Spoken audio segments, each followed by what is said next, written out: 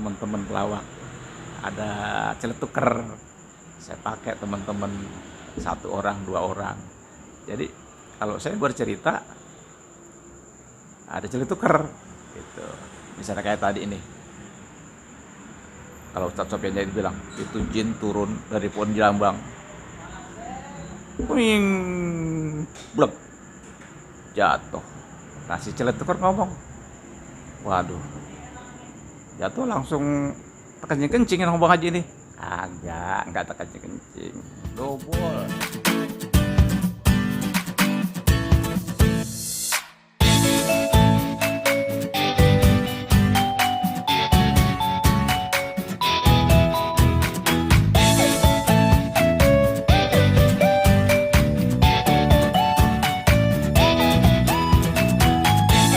Kayak gitu. Jadi ada celetukernya. Sohibul Hikayat Betawi yang modern yang saya bikin. Nah ini perpaduan sama yang pernah saya belajar dari guru saya. Dan alhamdulillah mulai 2004-2005 sampai sekarang saya masih tetap konsisten karena memang niatan saya sesuai dengan pesan guru saya. Ingat, Sohibul Hikayat jangan dipakai cuman buat cekakak-cekikik doang.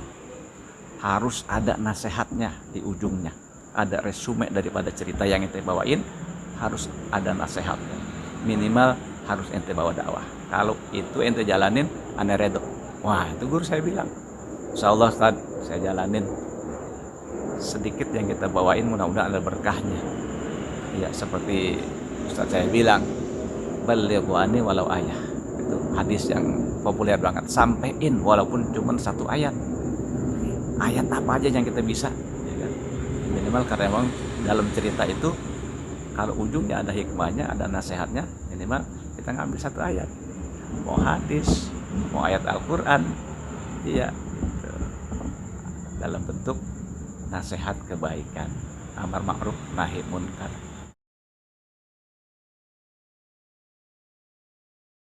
Alhamdulillah saya bersyukur pada Allah lewat budaya Betawi Sohibul Hikayat yang memang saya nggak bercita-cita dulu sebetulnya. Memang Allah udah kasih jalannya, udah kasih petunjuknya gitu. Dari awal saya tukang penyiar, tukang ngoceh di panggung, ya akhirnya Betawi, akhirnya jadi pembawa Sohibul Hikayat. Gitu. Nah dari Sohibul Hikayat itu ya alhamdulillah kalau penghargaan dari masyarakat sih ya banyaklah gitu. Jadi penghargaan yang menurut saya bangga adalah penghargaan dari Dinas Kebudayaan melalui acara-acara budaya Betawi. Di waktu itu Festival Budaya Nusantara yang tertinggal.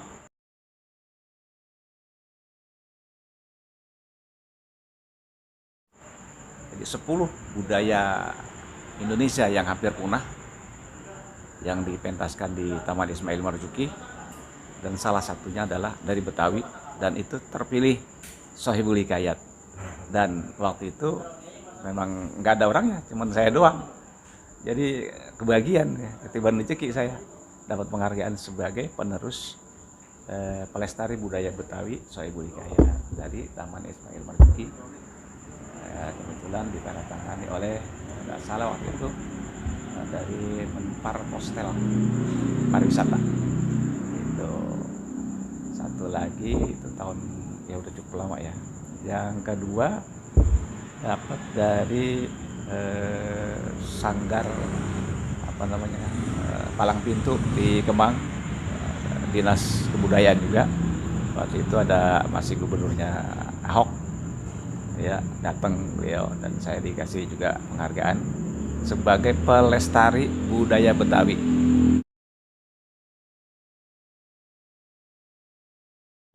Ya, sebagai pelestari budaya Betawi Sohibul Hikayat.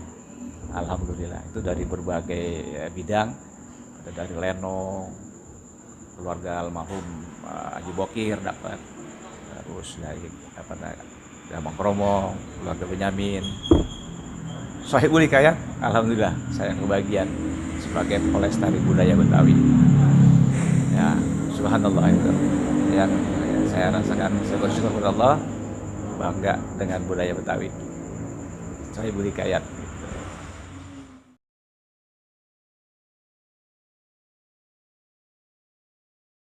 Nah,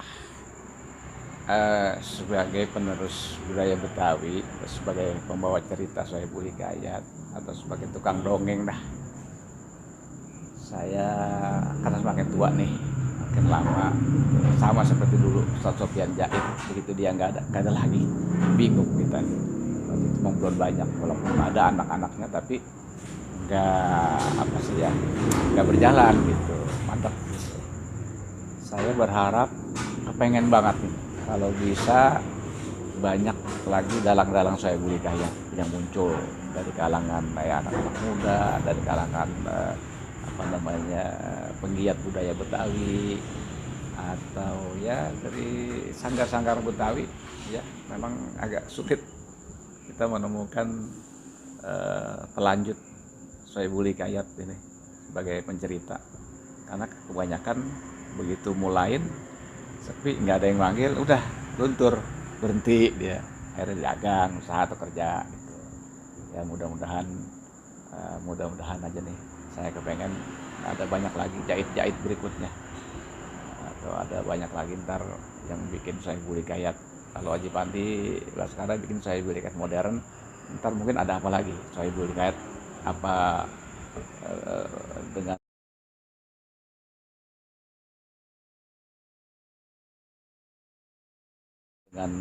apa sih namanya ya, inovasi baru dah gitu, supaya penonton nggak boring gitu, biar dia senang nonton, nggak cuma sekedar ngeliat tukang ceritanya doang, atau sekedar dengerin cerita. Dan insya Allah ngabulin ya, akan banyak lagi pencerita Sohib Budi Kayat yang bermunculan. Ini rabbal alamin. Dan pemerintah juga kalau bisa ya didukung, ada dukungan dari Pemda. Jangan begitu ada yang mau belajar, ada yang kepengen melanjutin Sohib Budi Kayat, malah dipersulit gitu, malah nggak dihargain, ya udah akhirnya ujung-ujungnya bisa punah, tergerus sama budaya-budaya yang lain, yang yang nilainya lebih gede, komersilnya doang yang dicari gitu.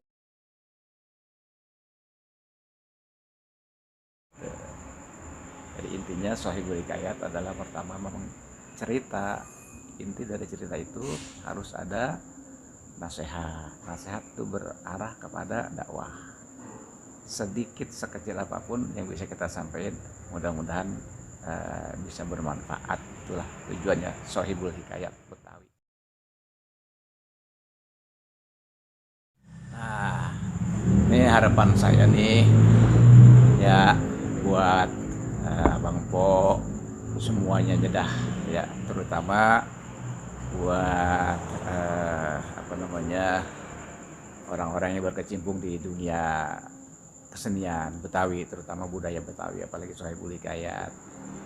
Ya harapan saya mudah-mudahan satu dari Pemda kita diperhatiin, ya dikasih apa namanya ya sarana, dikasih juga jalan ya, pembuka ya, buat terus melestarikan budaya Betawi Sohib Budi Kayat. Tuh, buat masyarakat ya, juga jangan ninggalin budaya kita nih. Ini dongeng Betawi atau Sohib Budi Kayat kan budaya kita nih ya. Kalau bisa maaf kalau ada acara hiburan kayak ya kan, misalnya ngawinin, nyunatin, jangan manggil dangdut mulu. Sekali-sekali ada manggilin budaya Betawinya gitu. Saya Budi Kayat datang sebagai pencerita, loh gue pengen undang si Anu tuh saya Budi Kayat biar ada cerita. Kan ujung-ujungnya misalnya kalau perkawinan kita kan nasihat buat pengantin, buat apa namanya sunatan, nasihat buat bocah sama emaknya. Iya, itu kira-kira ya, mudah-mudahan Sohib Budi Kayat bisa lebih diterima lagi dah sebagai budaya Betawi ya, bukan hanya di Betawi tapi di Indonesia. Amin ya rabbal alamin.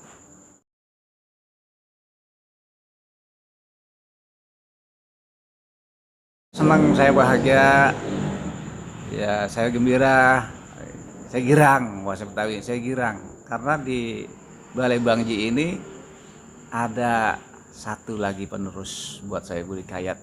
Nah, Bang Munir, mudah-mudahan di Balai Bangji ini Sohibul Hikayatnya Bang Munir bisa diterima ya, ini sebagai penerus generasi untuk budaya Betawi, wabil khusus Sohibul Hikayat. Ya, jadi jangan jangan berprasangka yang lain-lain. Intinya memang Balai Bangji ini pengen mengembangkan dan melestarikan budaya Betawi, terutama Sohibul Hikayat. Jujur, saya bangga, saya bahagia, seneng. Udah ada yang mau ngundang saya, udah ada yang mau ngajak ngobrol saya. Dan kalau mau jadi saya dijadiin guru, makanya kegedean ketinggian saya jadiin guru. Ya, intinya sama, kalau saya mungkin lebih dulu belajar dari Bang Munir. Nah, Bang Munir sekarang yang lanjutin. Mudah-mudahan bisa jadi Bang Munir nanti akan terus melestarikan Sohibul Hikayat. Ya, saya merasa senang dan ini bagian daripada kita buat melestarikan budaya Betawi kita. Sekali lagi buat Bang Munir dan Balai Bangji, terusin ya, jangan kendor. Ya, jangan kendor, terusin ya. Sohibul Hikayat terus ya, kalau bahasa sekarangnya dipopulerin ya, jangan kalah sama budaya-budaya yang lain ya. Ini budaya kita, siapa lagi kalau bukannya kita. Saya doakan ya, amin ya robbal alamin. Mudah-mudahan barokah Bang Munir dan Balai Bangji. Channel yang buat generasi besok itu bahwa ada Sohibul Hikayat ya. Sekarang kita belum tentu nih anak kita yang SD, lu tahu nggak Sohibul Hikayat apaan? Iya benar. Saya dipanggil sama orang, Pak Munir sini, Pak Munir. Itu salah satu pejabat di BMKG, tetangga saya. Pak Munir udah cocok buat Sohibul Hikayat karena lama banget saya nggak dengar Sohibul Hikayat. Saya ngerantau dari Jawa itu tahun 74 dia bilang. Iya. Nah, dia salah satu pendengar yang hobi sama babe jahit, sopian jahit. Itu. Nah, sekarang saya begitu ada Pak Munir di YouTube ini, saya jadi keinget lagi.